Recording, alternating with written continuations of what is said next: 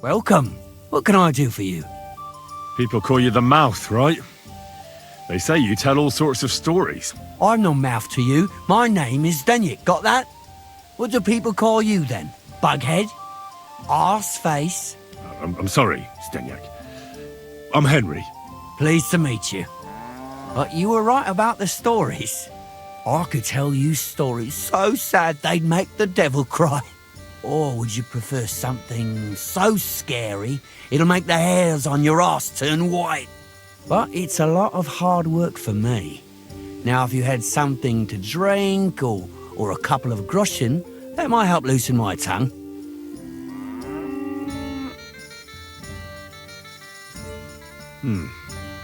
How can I know if it'll be worth it? If you don't believe me, ask anyone.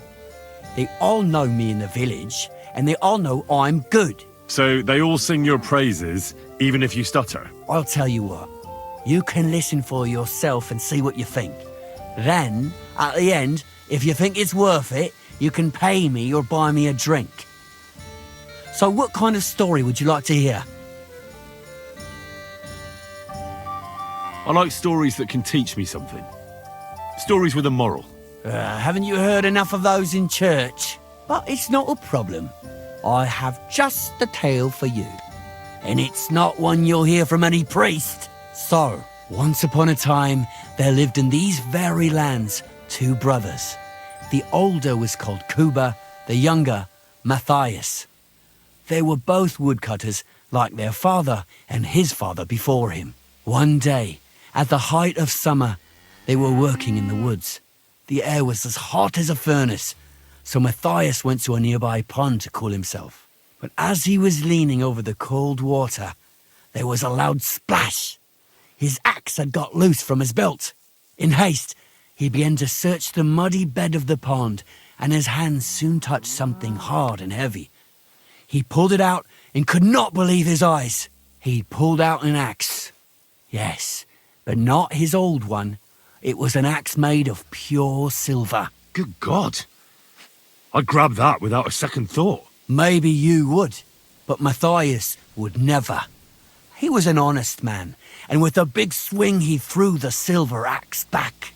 He searched the pond again, and this time he pulled out his own axe. Nothing but dull iron and old wood. I reckon that was the right choice. Who knows who the silver axe belonged to? Well, quite. Listen on.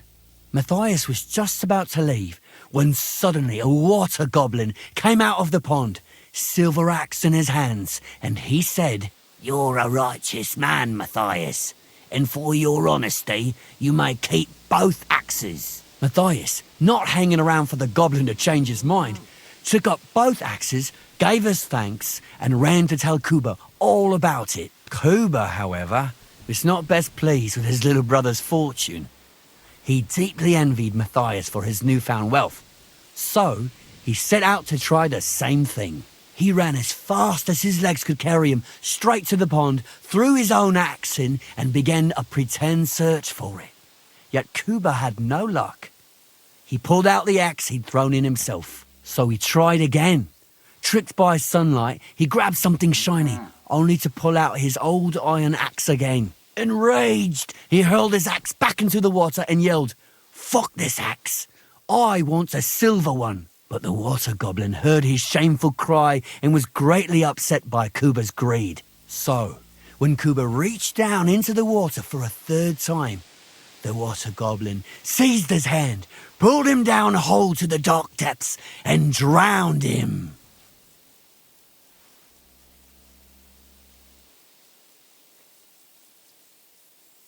Well, all was as it should have been. It was Kuba's fault. I don't think so. It seems Matthias didn't either. He went to the water goblin and begged for his brother's body so he could take him home and bury him. But the path back from the pond led over a steep hill, and carrying the weight of the waterlogged body exhausted Matthias. He stopped to rest by an old oak tree, and he used a silver axe to cut off a branch that would serve as a walking stick. But it wasn't enough. Somehow, it was still getting harder to continue up the hill. Then Matthias realized it wasn't his brother's body that was weighing him down. It was the silver axe. The axe was the cause of all this trouble. So he started bashing the silver axe against the big stone with all his might, trying to destroy it. Yet no matter what, he couldn't even make a dent. With the last of his strength, Matthias climbed to the top of the hill. He knew he could go no further, so he found a pretty spot with a view over the valley and dug his brother a grave. There, he buried both his brother and the silver axe that had brought such pain upon them. His final act was to stick the oak branch in the ground by the grave. But lo and behold, the branch grew green leaves and became a tree. The locals have had no dealings with the water goblin since then, but some have had the bad luck to bump into him. And when you walk by the pier, where it all happened, you can still hear his chuckling. That was a very nice story. Story? What story? It's the truth. Why hasn't anyone gone looking for the axe then? Because it brings misfortune. Didn't you listen to me at all? Look for yourself if you wish. Rock Tower Pond isn't far from here. The Water Goblin's pier is somewhere among the reeds. But leave me out of it. I'm fine here with my drink. It was good to see you, my friend.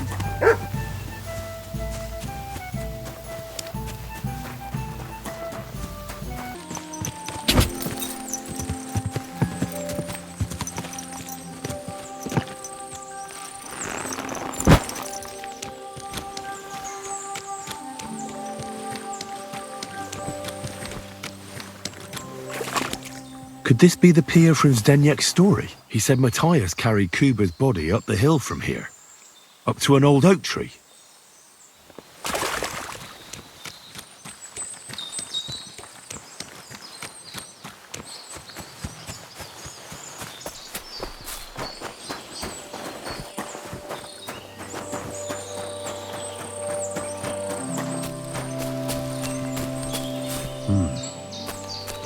Well, there really is an old oak tree here.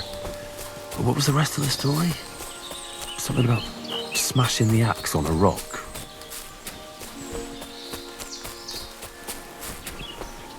This could be the rock from the story. I'm on the right path.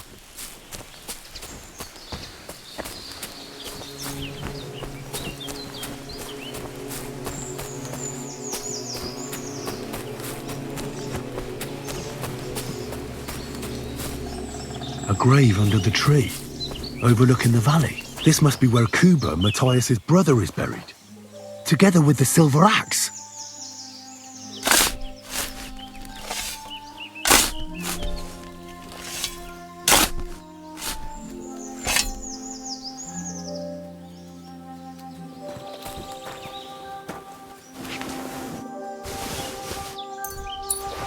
God in heaven, this really is the axe.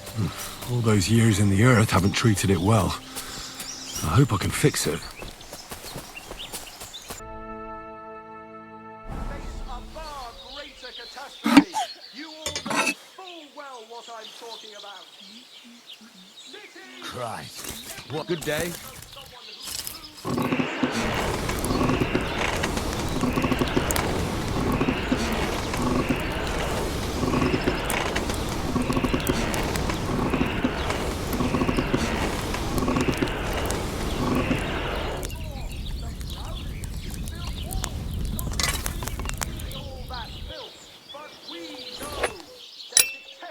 To kings and noblemen and even God, and they even have the cheek to make us common folk like us provide for them.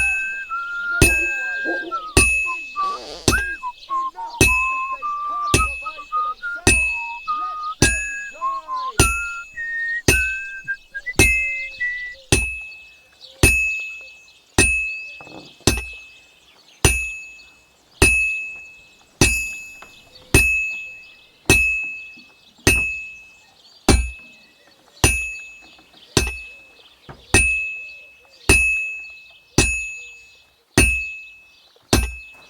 Heavens, that mane, and what a pretty colour.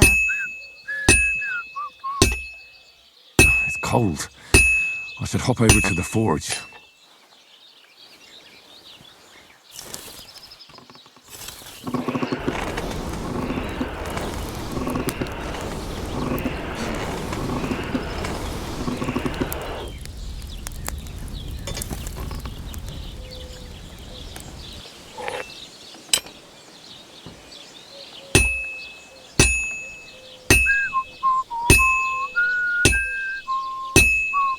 Christ almighty.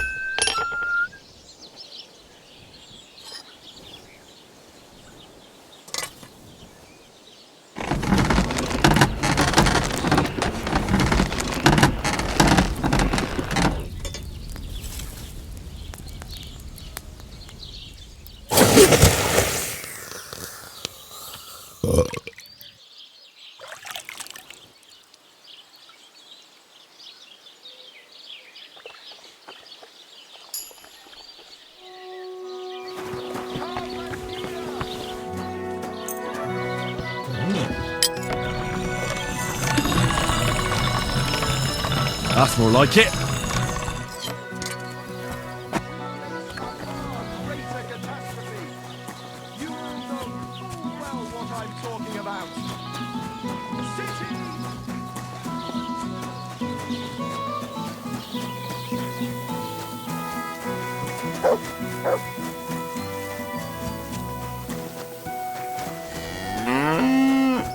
It seems you've won your battle against sobriety, my friend. Farewell. I found the water goblin's silver axe. What do you mean? What axe? The one from your story. 2 brothers, a silver axe, a water goblin. One brother got the axe, the other got drowned. You know. Wait, so you actually found it? Do you have it? I have to see it. Here you go. It's not possible. Where did you find it? I just followed your story. I found the pier by the rock tower pond, then went up to the old oak tree, then the big stone beside the road. Doesn't really look like a woodcutter's axe. Are you sure this is really it? But you didn't say it was a woodcutter's axe. You only said the water goblin's axe was silver. I did, but still. In all the years that story's been told, everyone thought it was just a fairy tale for children. It has 4 different endings nowadays. When Johann and Jaleov tells the tale, it's about 2 sisters, and the water goblin grants one of them a pair of silver slippers. The other sister was jealous, but she didn't bother with the water goblin. She found her sister straight away and pushed her off a cliff in Apollonia. It's the same story, but Johann gave it some extra colour. Best not go looking for the slippers too. Although, with your luck. See you later.